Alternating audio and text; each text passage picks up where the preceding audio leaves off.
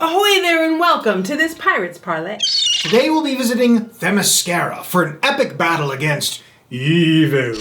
Which is good if you're a Wonder Woman fan, because the movie sequel just got pushed back. Again. We want to see it! Exactly! Anyway, let's play, shall we? Ladies first.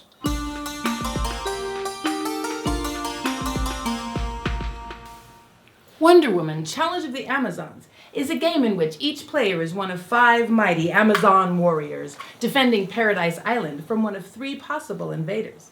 Today's villain is Ares. First things first. Set out the board with all 4 colors of cubes piled nearby. They're also accompanied by multiplier tokens for when things get crowded. Now it's time to pick a character, and if it's your first visit to Themyscira, you may notice immediately that everyone's a lady. That's right, because it's a utopian society governed by Aphrodite's law, which makes the Amazons immortal, so long as no man sets foot upon the island. Plus, boys would just stink up the place. Well, that's rude. Anyway, take your character's mat, along with the matching mini. These go on the Palace region.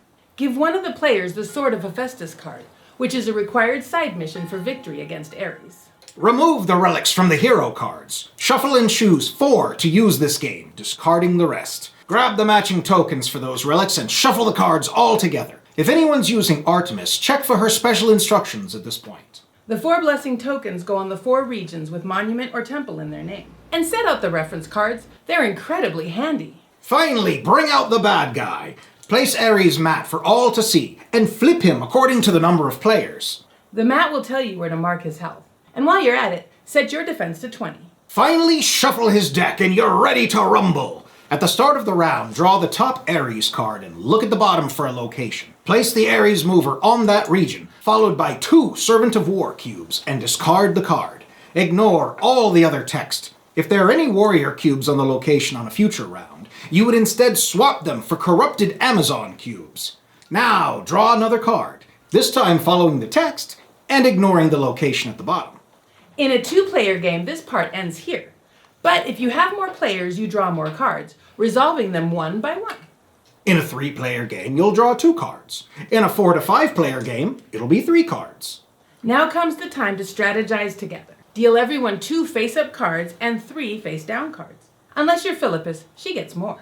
Now, talk amongst yourselves regarding what you hope to do based on the face-up cards in front of you, but no peeking at those face-down cards. It's not time yet. Pick up all your cards, and without talking to one another, arrange them on your player mat from left to right according to what order you wish to resolve them in. If you get a relic card at any time, you may either discard and replace it, or put it next to the board and place the token where directed, so it can be picked up later. Once everyone has placed their cards, discard the unused ones and resume your normal discussions and scheming. Everyone flips their first card face up and the action phase begins. Resolve the cards in any order and freely discuss your plans as you go. There are many ways to help each other. Choose one of the emblems on your card and take an action up to the number of points it shows. The basic actions include Agility, which allows you to move 1 region per point, and Leadership, which allows you to deploy warrior cubes if you're on a region with that matching emblem. Special actions include Wisdom, which removes 1 corrupted Amazon cube on your space and costs 3 points. Also Vigor, which removes 1 Servant of War cube on your space per 2 points. Also Agility, which removes 1 adjacent blockade for 3 points. And finally, Damage Ares. For this action you can use any emblem, and it takes 4 points of that emblem to cause him 1 hit of damage. Oh yeah, he's tough. If you have the Sword of Hephaestus and end your action on a space with a blessing token, add it to that card. If anyone ends their action on a space with a relic token, add its card to your area and discard the token. You now have a handy modifier. There's also a chance to team up if multiple players are on the same region. You can collectively decide on an emblem and add all of your points of that kind together. After the action is resolved, it's time to flip the next card. Then the next, until all 3 have been resolved. Now it's the end of the round and Ares gets 1 last attack before moving on. For every region with 1 or more Servant of War cubes, -1 defense. For every corrupted Amazon on the palace, -2 defense. And for every region with 5 or more obstacles, which are corrupted Amazons and servants of war, a whopping -3. Ouch! The game is won by reducing Ares' health to 0. But the final blow must come from a fully charged sword of Hephaestus. If you fail to accomplish this task, I'm afraid the sisterhood falls to the forces of evil. So, you lose the game. Yeah. Well then let's get right down to it then, eh? If you've played pandemic-style games before, then you're likely to take to the gameplay quickly. There's lots of familiar problems here, as Ares randomly pops up around the board, dropping off cubes and infecting the map. But even if you are unfamiliar with this type of gameplay, the rulebook is excellent at explaining things. Chasing down Ares, putting out his fires, and chopping away at his health is very grindy. We didn't mind, but I know some do.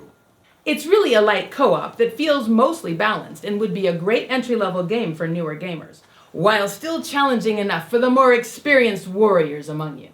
The programming section, where you must cease talking, caused me to raise an eyebrow at first. But if you've ever been on the wrong end of an alpha player situation, Also known as quarterback, and refers to one player making everyone's decisions. you'll quickly realize that this mechanic seriously reduces the ability for any one player to manage everyone's plans. Which means that everyone walks away feeling like they played a game, rather than just being played. The game's components are mixed quality, but mostly very nice. For instance, the minis are like ancient bronze statues and look very majestic on the board. But putting them next to the non-scaled standees and colored cubes just makes those parts look a little cheaper. I wouldn't have even noticed otherwise. There's also a minor issue with the cards. For whatever reason, they just don't like to sit flat on the table. But mostly the game is well presented with quality bits and artwork. Which brings us to the theme. Comic book games are not that unusual these days, but Wonder Woman games are, unlike, say, Batman. Most are from the 70s or part of some larger game system. But she and her world are known by most people, so it's great to see her boldly joining the game shelf in her own fashion. A superhero game without capes? Madness. Well, that's our time for this Pirates Parley. Thanks for stopping in, and let us know what you think of cooperative gaming below. Do you like to battle other players, or team up to defeat your enemies together? What are you doing? I'm the bad guy. See you next time.